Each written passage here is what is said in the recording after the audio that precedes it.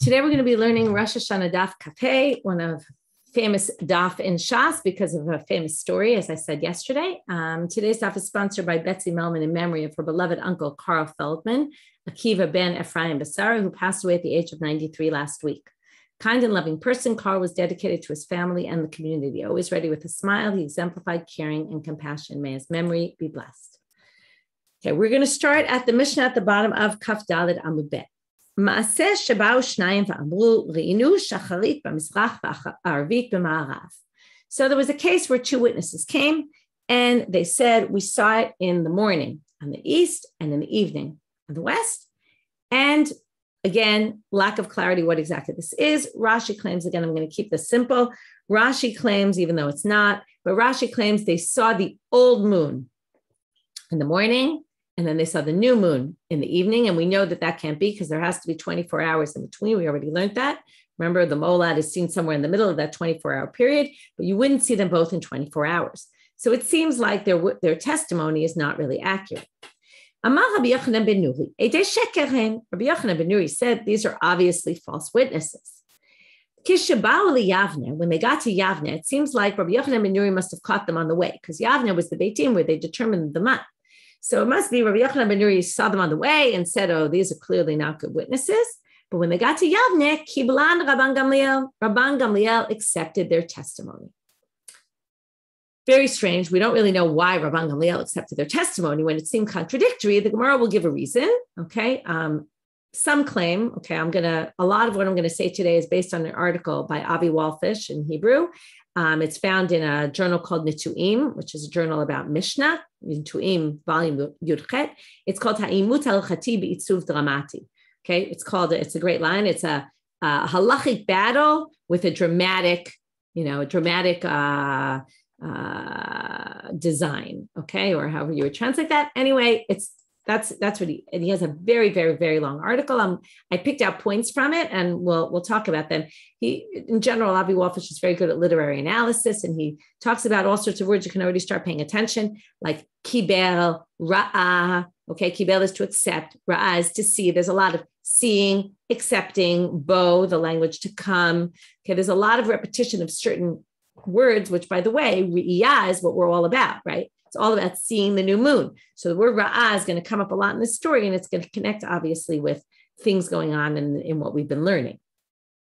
And also kibel, right? You accept the witnesses. So this is going to come up a lot.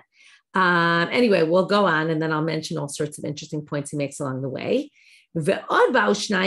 Second story. Another two witnesses came. Obviously, this was a different time. Oh, what I wanted to say here before we go on is that one of the things Avi Walfish claims is that it could be Rabban Gamliel accepted their testimony because he knew it was the day the new moon was supposed to happen. He had done his own astronomical calculations. And therefore, he decided it was Rosh Chodesh.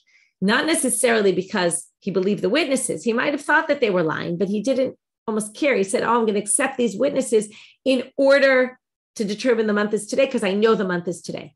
And Rabbi Yochanan ben Nuri was feeling like, well, no, we go by witnesses, not by what we know to be the truth. And that maybe that had to do with part of the battle between them is it all about what we know to be the truth?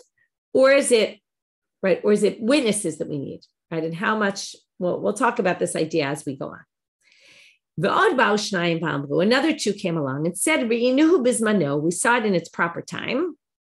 Now, one way to read this is they came forward and they said, we saw it in its time, but we didn't see it the next day. In other words, the new moon was out on the night of the 30th, but the night of the 31st, it wasn't seen. Now, it's strange that they would come do that because when did they come? They come on day 30.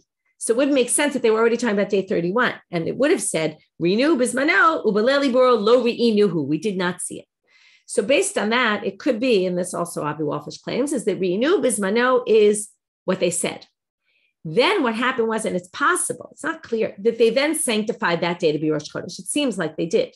Okay, they sanctified it to be Rosh Chodesh. And then Bilel iburo lo nir'ah. But then the next night they didn't see it. Now, came Rabbi Dosa ben Hyrcanus, who was an elderly rabbi at the time, very well respected, and said, Eidei sheker hen. They obviously lied. And it sounds like he was suggesting, although we don't really know, Okay, he says, Eidei Sheker, and I'll just read one more line. How can we testify about a woman that gave birth, and tomorrow we see that she's pregnant? Of course, what came into my head, right? Many women right after birth, people still think they're pregnant because they look it. But what he's saying is it's not possible for a woman to be pregnant the day after she just gave birth. Likewise, it's not possible that we saw the new moon and now it's not here anymore. That's not possible. First of all, the whole comparison of woman, childbirth, molad, the new moon, being born, right? There's obvious connections here. Also, Avi Wolfish connects this to the Mishnah we saw a few Mishnayot ago about people who be Mechalel Shabbat, and also the Chachama Haba Leled, right? The Miyaledet, the midwife. And he suggests that this is making a connection to that, about this whole idea that we can be Mechalel Shabbat for the new moon, right? And how important it is. And here it's connecting again, this woman giving birth to what's going on here. So he doesn't say exactly, go undo what you did, right? He just says, this sounds fishy. Something doesn't seem right. But what's going to be interesting about this story is, right, the big story is between Rabbi Yoshua and Rabban Gamliel. Notice Rabbi Yoshua hasn't even come into the picture yet, right? Until now, it was, and I want you to pay close attention. First, Rabbi Yochanan ben Nuri suggested they were Eidei Sheker before they even got to Rabban Gamliel. Then Rabban Gamliel decides, and end of story. In this story, Rabban Gamliel decides, and after the fact, there's a little bit of doubt, but Rabbi Yosef ben Horkinus doesn't really do anything about it. He just says something doesn't sound right here. And this could be, there's a whole question as to why Rabbi Yoshua became Rabban Gamliel's target. It's possible because he's the one who really stood up and turned it into a big issue. Alternatively, it could be that Rabbi Yoshua was a threat to Rabban Gamliel and Rabbi Yosef ben Horkinus wasn't.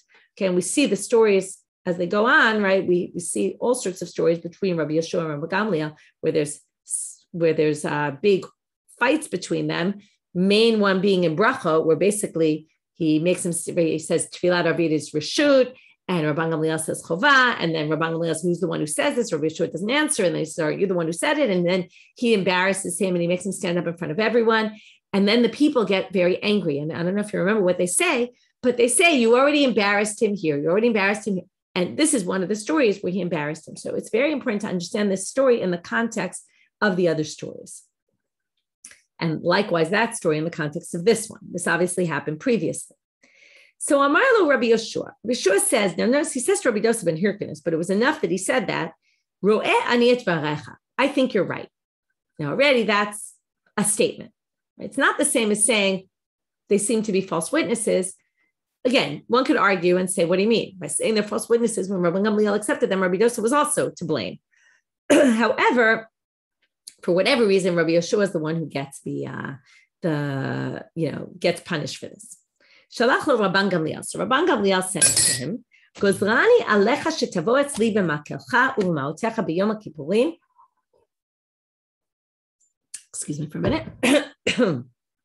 He says, I stopped mid-sentence, I had to drink, but he says, I command you that you will come to me carrying your staff and by the way, remember, the people came with maklot to fight against the Eidim were allowed to carry, again, a connection to the earlier Mishnayot.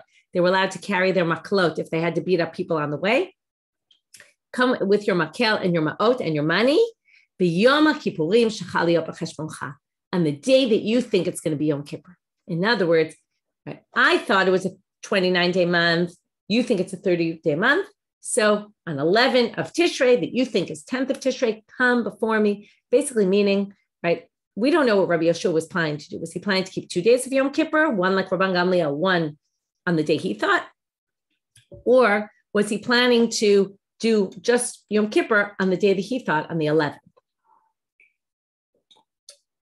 So this is not so clear. But in any case, Rabban Gamliel makes him come, right? He says, I want you to come to me in public, make a public declaration that you are agreeing to what I did. No more public than that. So now, right, you can see, and Avi Wolfish sets this up well, he says, clearly the narrator is trying to make you sympathize with Rabbi Yoshua, right? Because it's you can feel his pain, right? Could you imagine being told to come on the day that you believe is Yom Kippur? right? And then you have to show up with your money and your ma'od in front of everybody. Huge embarrassment. Halachu mitza'o Rabbi Akiva meitzeh. So now it's unclear who finds who. It's a tricky sentence, but it seems like, and we'll see in the Gemara later, they're going to say that Rabbi Akiva goes and finds Rabbi Yoshua very upset, right? Theoretically, it could be Rabbi Akiva was very upset with what was going on, but likely it's Rabbi Yoshua is upset, and also from the continuation that Rabbi Akiva tries to appease him. Amar lo yesh li lilmod shekol ma sha'asa Rabban Gamliel asui. Says, listen, whatever Rabban Gamliel did is done. There's nothing to do about it. It's finished. He decided. And don't be upset with that. Why? Shenemal, it says in the Pasuk, you think right here, what obviously we have in this story is the truth, or what at least Rabbi Yoshua believes is the truth. We don't know what the truth is, but he believed very strongly that he held the truth versus what the Beit Din decided. So he says, listen, we're talking about the sanctification of the new moon. We've already learned this before, that what?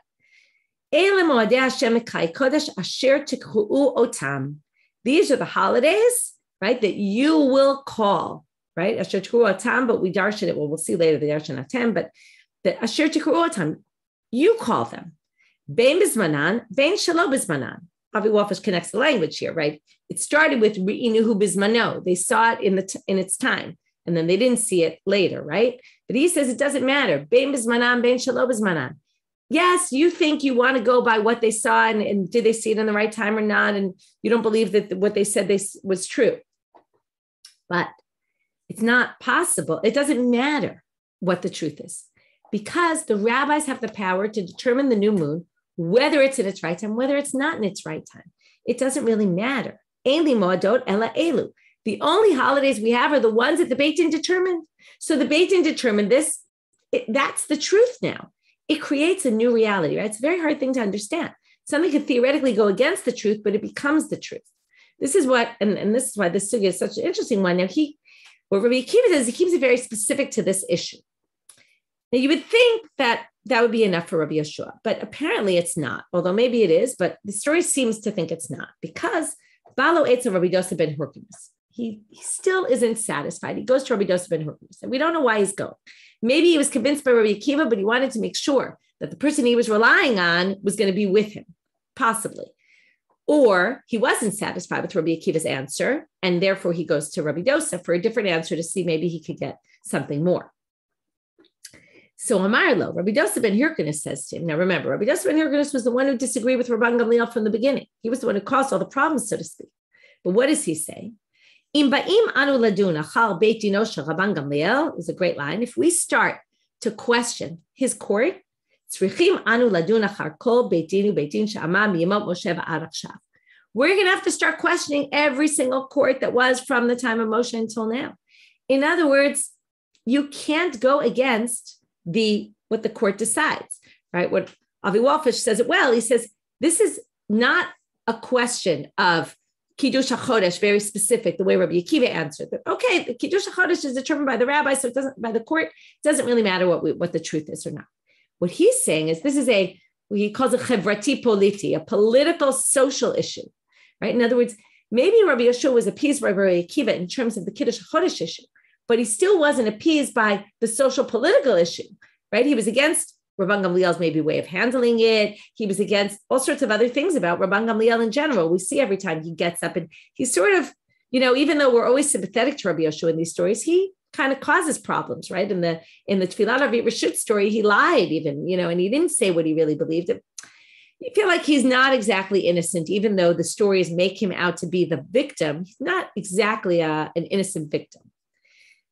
So he says, how do we know that you have to trust the courts? This is in the description after the Torah was received on Har Sinai. They go up to the mountain. Who goes up? Moshe, Aaron, and as they go up near, Nadav and Avihu, and 70 of Ziknei Israel. Why doesn't it list all the names of the 70 Zkenim? Okay, maybe because there's no room in the Torah for it, but other than that, there's a reason they're going to darshan. Why not?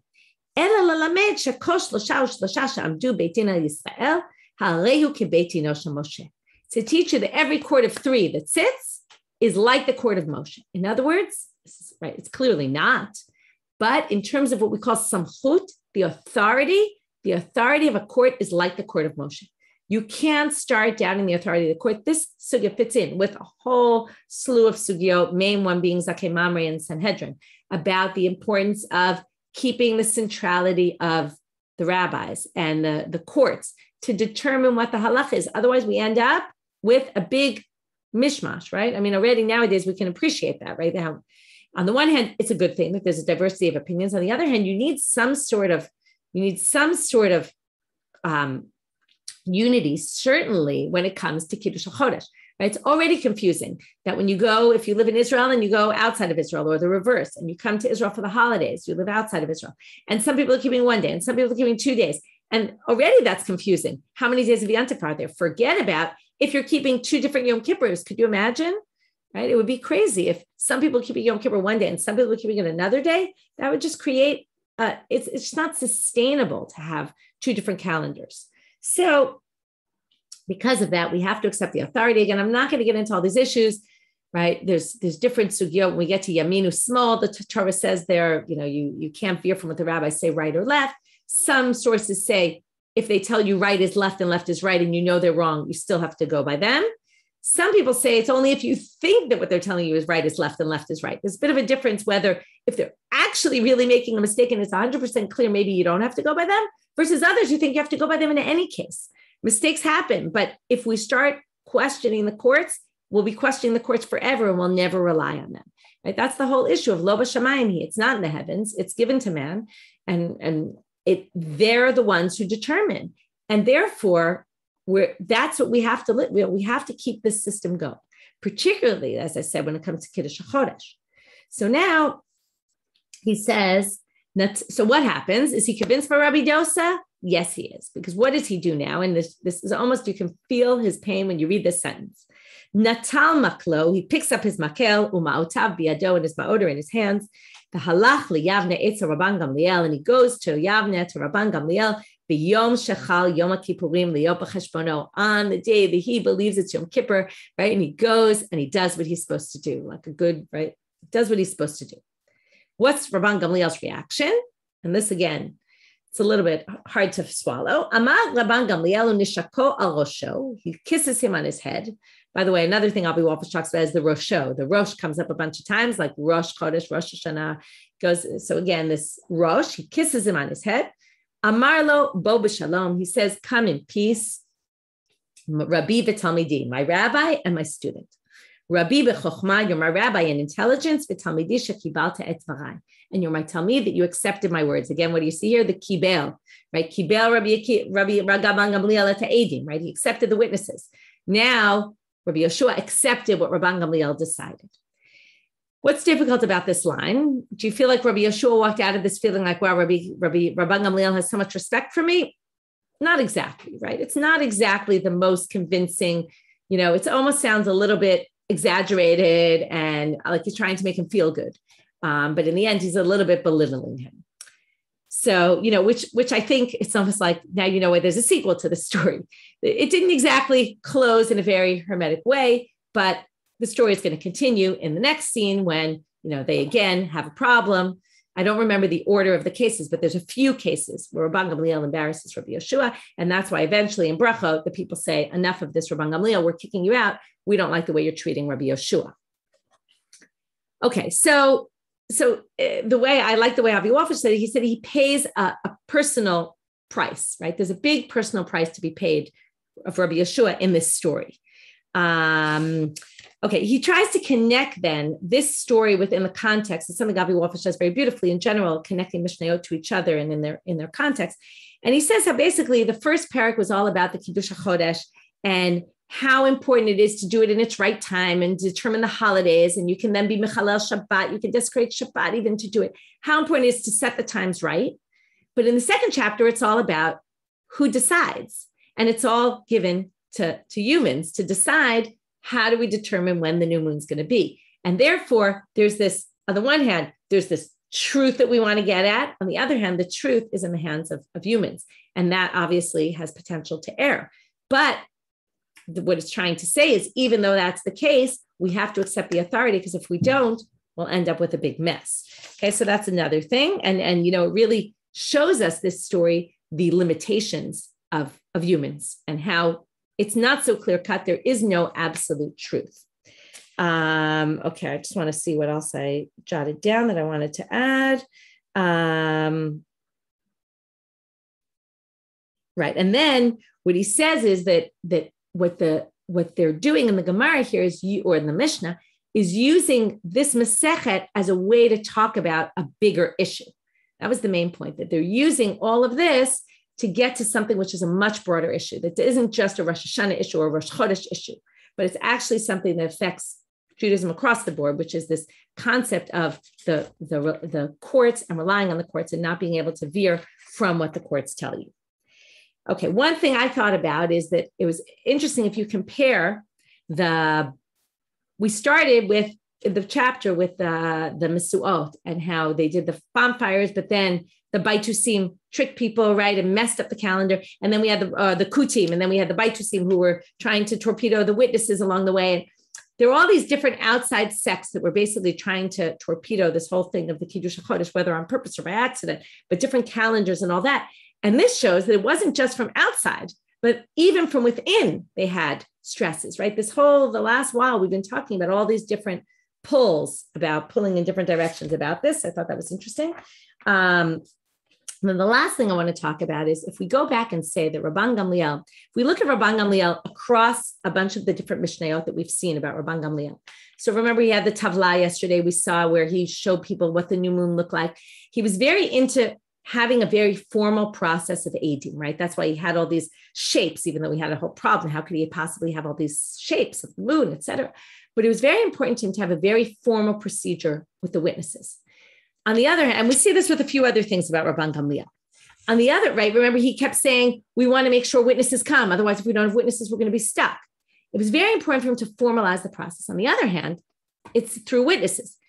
On the other hand, it's possible here, as Avi Wolfer suggested, that maybe Rabban Gamliel really knew when the new moon was. Maybe that's the reason why. We're going to see in the Gemara is going to give a reason as to why Rabban Gamliel accepted the testimony, at least of the first group. But it's not clear why he was so keen on accepting these witnesses. So what he claims is that maybe he accepted because he knew that was the case. He did his own calculations. So if he knew it was the case, he did it based on what he knew. Why did he need the witnesses, right? And why was it so important for him to formalize the witnesses and ask them so many specific questions? But I actually think those two things work together, and it works together with who Rabban Gamliel was. Rabban Gamliel was very into showing the samchut of the court, right? That the court is the one who determines. Now, if he knew what was the truth and basically used the witnesses to get to that, what he was trying to say is, I know that you won't believe me if I just do it myself. So I'm going to use the witnesses because that's the way that we can prove things. And I'm going to show, these witnesses really know what they're talking about by having the shapes and showing all that and making sure that we always have witnesses. Remember, he got all upset. Remember, he even put someone in Nidoy, for, according to one version, for that Rosh Shiur's fall. Remember, he put him in Cherem for preventing witnesses from coming in the future. It was so important that he wanted to have witnesses to formalize the procedure, to show everyone this is a formal procedure, even though in the end, it was to get what he thought was the truth. Even if he had to manipulate the witnesses a little, or accept witnesses that maybe to other people look like false witnesses. I imagine he didn't really think other people were going to think they were false witnesses, but he felt, I have the truth. I'm going to get to it, though, through a formal procedure. And that's why he was very into formalizing everything, because he wanted to show if this court can only be relied on when they have a very formal procedure. Okay, there's a lot more to be said. We're going to move on. Gemara, Tanya, Amar lahem Rabban Gamliel l'chachamim. So we're going to have a whole slew of brightot that kind of give, I would say, fill in details or have slightly different versions of the story. So Rabban Gamliel said to the rabbis, what we're now looking for is, why did he accept the first case? Re'inu shacharit b'mizrach v'arvit b'ma'arav. So he said to the rabbis, Kach mekublani mi beit avi abba, except from, this is what I heard from my father's house. Pa'amim sheba ba'aruka, pa'amim sheba b'tzara. Sometimes it moves slowly, sometimes it moves faster. Yes, the average is 24 hours, but it could happen quicker. It's not a set thing. And now Rabbi Yochanan can prove it from a pasuk.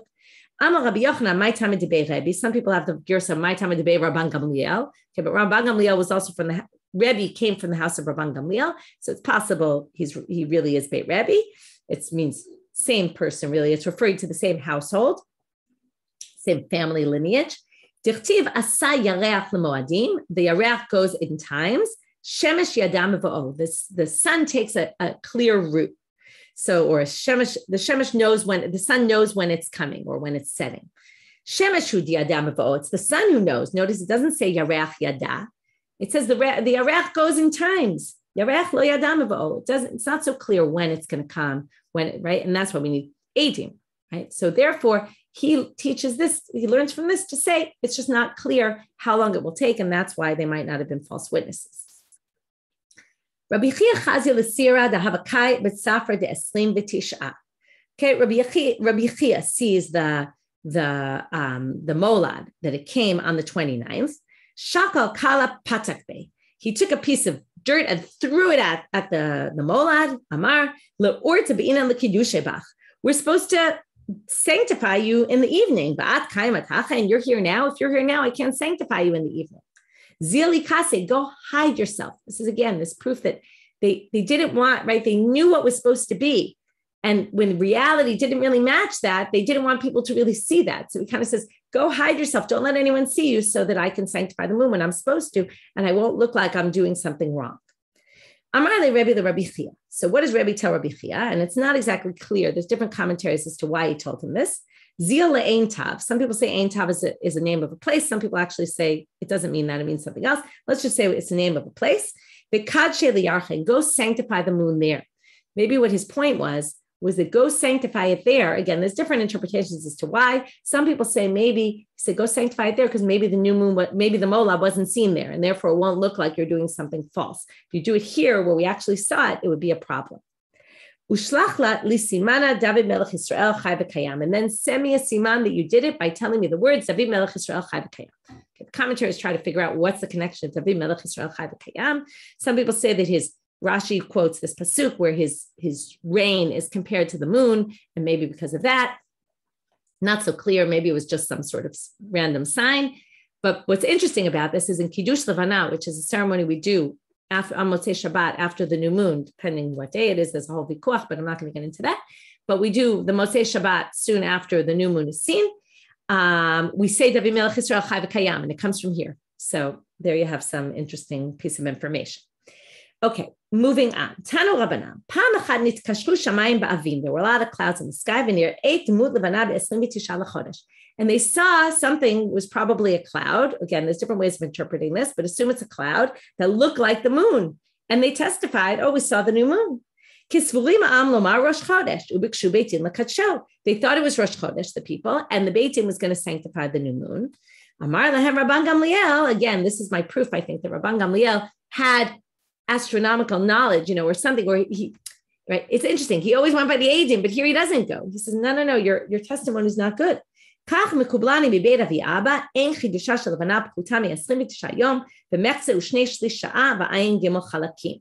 He says, I know it can't possibly be on day 29 because a month is 29 and a half days long plus, okay, it's not, I've told you 29 and a half, it's not exactly 29 and a half. It's 29 and a half plus 2/3 of an hour and 72 halakim of an hour. Okay. Now here's the best part of the story. So basically the people all wanted to make it Rosh Chodesh. Rabban Gamliel said no. Okay, again, he stands up with very strong stance. And he said, oh, did I say 72? I meant 73. Sorry, thank you for the correction, 73. So what happens now? Oto hayom meta imo shel ben Zaza. I feel bad for this woman, but she died on that day. His spida Rabban Gamliel hespeg gadol. He made a big eulogy for her. Okay, that sounds good. But what was the idea? Lo mipnei sheru'uya lekaf, right? This is why it's a little embarrassing for her. In the Gemara, it says this woman had a great eulogy done by Rabban Gamliel, but not because she was anything special. But what was the reason? He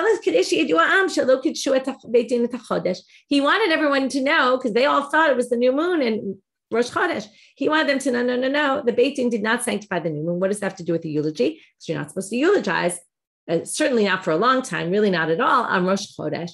So therefore, he did this very long eulogy so that everyone would know today is not Rosh Chodesh. Again, you see Rabban Gamliel trying to make statements, big, broad statements about about his authority, really. Halach, again, I don't think it was a selfish thing. It wasn't his authority. And I don't even think it was such an ego thing. I think it was really the idea that he wanted to show the samchut of the court. Because if you don't have samchut of the court, people start questioning it, which makes sense because people make mistakes and it's run by humans, but you're going to have a system that isn't going to function. So we really had good ideas in mind, even though sometimes the way he went about doing it was not the best method. Halach Rabbi Akiva u'mitzah, or maybe it wasn't the nicest method, you would say. Halach Rabbi Akiva u'mitzah metzel. Ibayelu. Mi metzel. Rabbi Akiva metzel or Rabbi Yeshua metzel? Who was upset about this whole thing? Rabbi Akiva was upset. Like, sometimes you're in a scene, you watch it, and it's uncomfortable to see the players, right, and the arguments between them. Was it Rabbi Akiva or was it Rabbi Yeshua? Tashma, let's look from this source. Titania. Here's a different version. Halach Rabbi Akiva u'mitza'o Rabbi Yeshua kshu metzel. Clearly, he sees Rabbi Yeshua who's upset. Amar lo, Rebbe mipnei ma'at ha'metzel.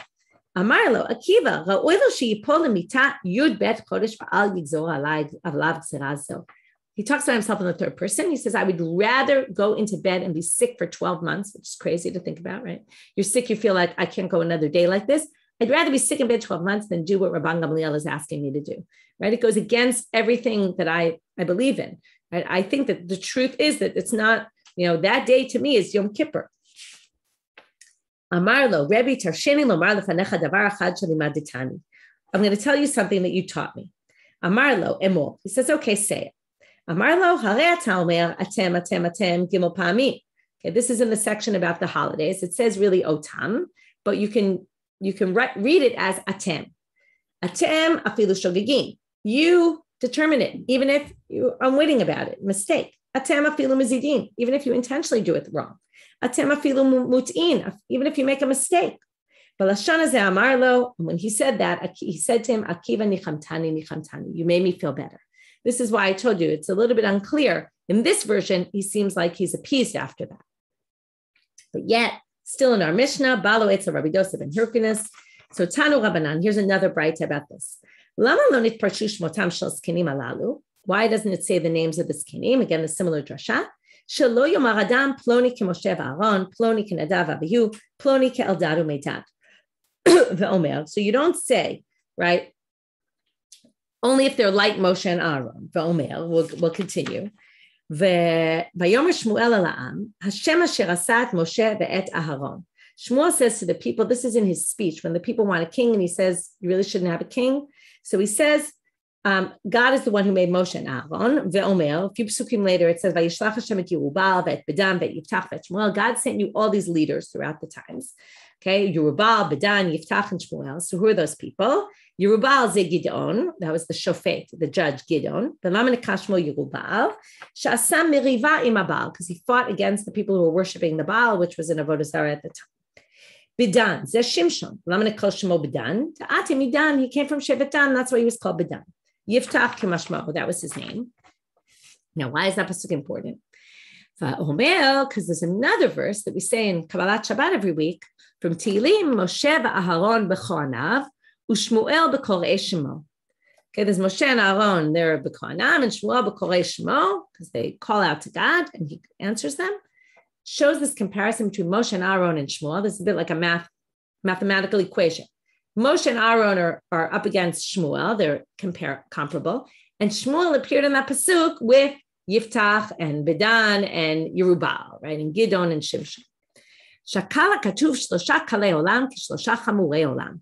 They took the lightest ones, right? They're not of the top, right? Shimshon certainly isn't on your list of top, clear-cut, great characters, a little bit iffy there. And Yiftach also, right? And even Gidon a little bit, not so much. He was mostly straight. But they're put up against the three great ones, Moshe, Aaron, and Shmuel. So what do you see? Lomar lecha Yerubal b'doro k'Moshe b'doro. Yerubal in his generation was like the Moshe. There was no Moshe, so he was the one of his generation. B'dam b'doro k'Aaron b'doro. Yiftach b'doro k'Shmuel b'doro. L'lamdecha, to teach you. Shafilu kal shebekalim, even if someone's not such a great person, but nitmaneh, he wasn't the best judge, let's say. V'nitmana parnas al hatzibur, but if he becomes elected the head of the community, harehu ka'abir shababirim. He's like the strongest of the knights, the greatest of the knights. Ve'omer, and furthermore, if that's not proof enough, ubata ela kohanim haLeviyim ve'ela shofet asher yeh b'yamim hahem. There's a very famous drasha comes from the section about the Zaken Mamre, which is a judge from the court who starts standing up against the court. And it says, when you're having this debate, what do? You go to the court that's the Kohanim, the Leviim, the Shafek, whoever it is, who's in your time. So there's an obvious question. What, you're going to go to someone who wasn't a judge in your time? You can't go to a judge that was in the previous generation. He's not alive. So why does it say that? Right? The only one you have to go to is someone living in your time.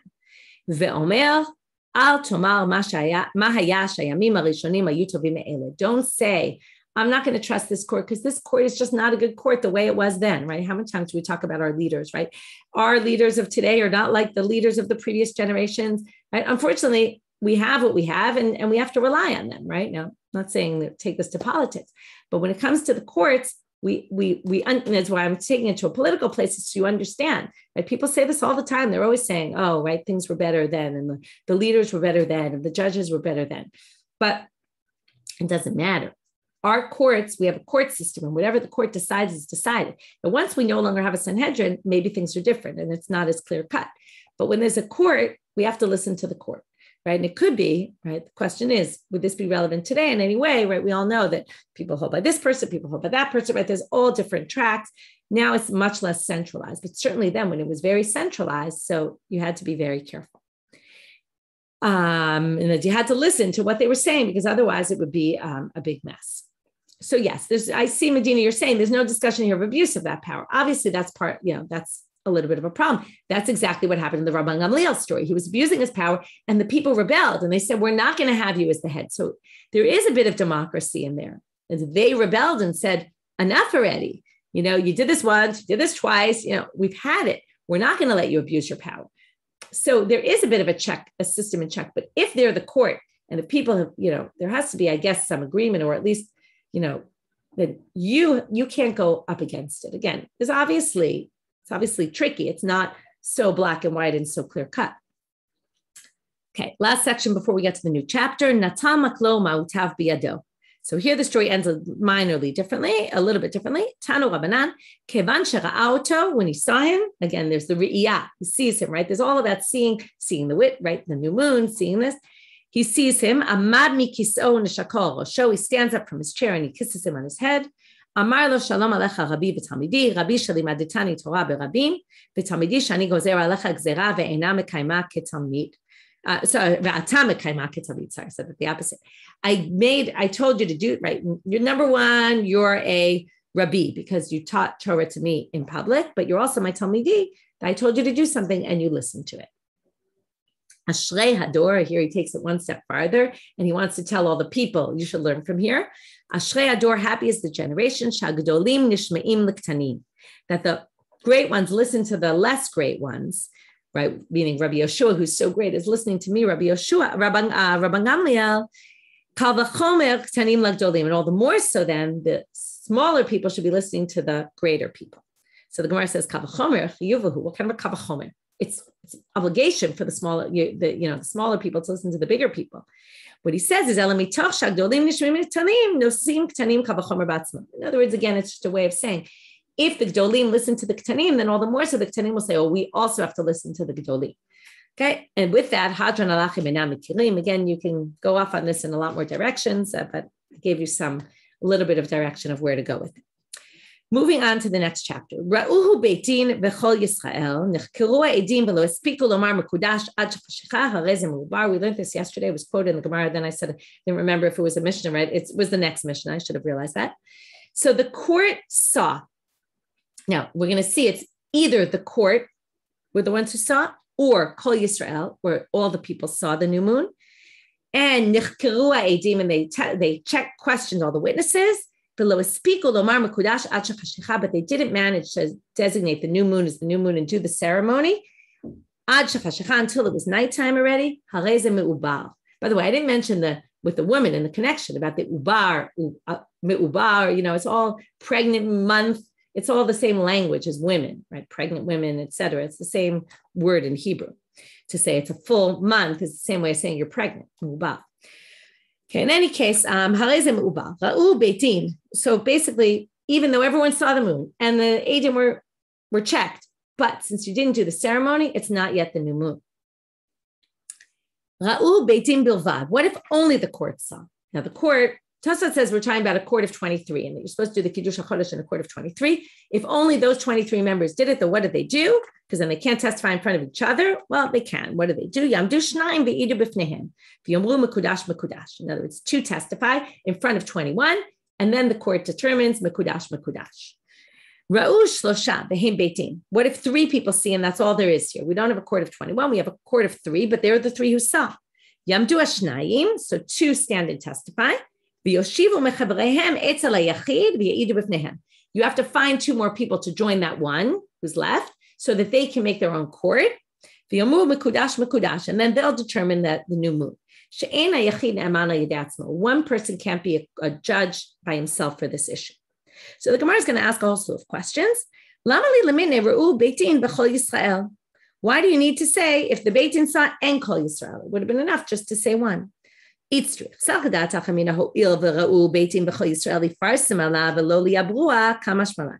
wants to teach you, the point is, why did you even mention either of these cases, really, is the question. Because as long as they didn't say Mekudash, it doesn't matter whether the people saw or the people didn't see.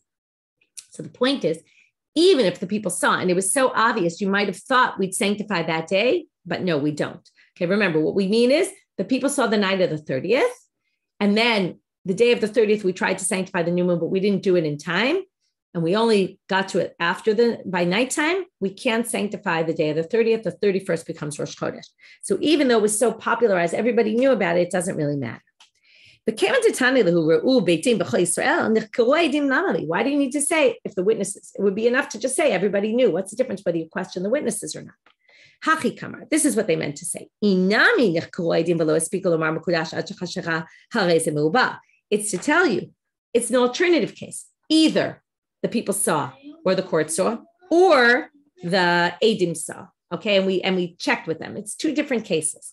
Okay, it's not that everyone saw and they checked the witnesses. Okay, so that's one thing. Then they say, so wait, what does it matter if they say they didn't manage to say Mekudash until nighttime? What's the difference whether we checked the witnesses or didn't check the witnesses? The point is you didn't get it done in time. Shouldn't matter. So it's true. No, you needed it to say so in the Mishnah. You would have said, questioning the witnesses is the beginning of judgment. And, right, that sounds logical. And sanctifying the new month is the end, the final judgment. Then you would have been allowed to do it at night. Because Dina Mamonot works that way. It's not. You're not really supposed to judge at night. But it says in the Mishnah, if you start during the day, you can finish it at night. So you would have thought here, if they started it during the day, you could finish it at night. You would have thought that. They say that teaches you can't sanctify it at night. Maybe you could sanctify it at night if you finish the Eidim. And that's why not, basically. There's a verse we already saw. The pasuk before is about the sanctifying the new moon to Guba Chodesh Shafar b'Kesel Yom Chagenu, because it's a chok and it's a mishpat. When does something become a chok? Bigmar din, when you finalize it. The kakari lerachman and mishpat, and it calls it mishpat because it says chok and it says mishpat. Ma mishpat b'yom, af hachanami b'yom. Since all that happens during the day, this also has to happen during the day, and therefore, even if you started with the witnesses during the day, you can't continue it at night. This is again proof that this is not treated as a regular Dinei Mamonot. Okay, this isn't like a regular court. It's a different type of court. Okay, now. So if the whole court sees it, 2 of them separate, they become witnesses, and they testify before the others. What, are you trying to say hearing the testimony is more important than seeing? If they all saw it, the 23 people, they could just say, we saw it, it's Rosh Chodesh. That's why is hearing them testify about it better than seeing? So they say, this is an interesting answer. It says they must have seen it at night. If you could have sanctified at night, they would see it and say it's sanctified. Since we already wait till the next morning, then the only way we could do it is by actually hearing their testimony. What they want to really know is what's this adding to the previous case, right? 3 see it, There were only 3 people, so 2 testify. The other one has to find 2 more people, and they testify together. So again, but the 3 of them already saw it. Why is that? Right? Why is that not enough? If you want to say, it's just like we said before, kigon shira'u balayla. Also here, you could say that maybe they saw it at night. But then, hainuhach, then this case adds absolutely nothing to the previous case. So they say really that was the case, but it's adding something else. You need it for the end. To teach you that one person can't rule here by himself. Again, comparing it to Dine Mamano, you might have thought, Dine